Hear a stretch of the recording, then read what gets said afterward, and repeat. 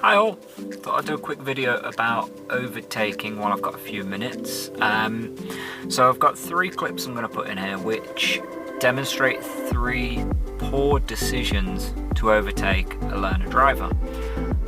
All 3 of these have been reported to Nottingham Police, all 3 of these have been followed up as well. So let's get on with the first example. So this first clip is on Beechdale Road.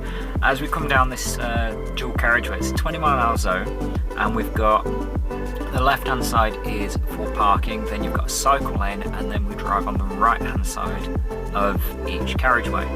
As we're coming down, this is quite a common error that people make. They get very impatient about it being a 20 zone, despite the fact there's about 3 or 4 schools come out onto this road, and they decide to drive through the cycle lane and parking spaces to overtake. Now this vehicle in particular travelled at least 40 miles an hour to get around me.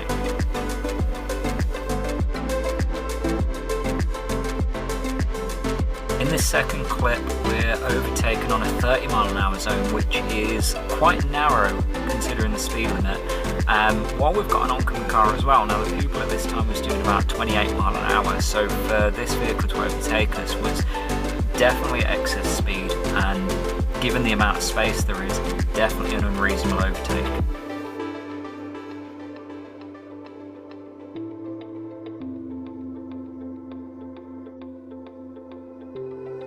Now in this third clip, the learner driver is turning right into a side road, and as we turn, this van behind us overtakes on the junction.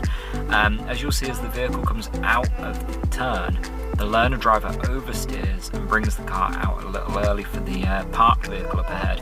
So had the van been a little bit later or slower in their overtake, this could have resulted in a collision. It shows how dangerous it is to actually overtake on a junction like this. So as I say, all 3 of these were reported to Nottinghamshire Police, and all 3 were followed up.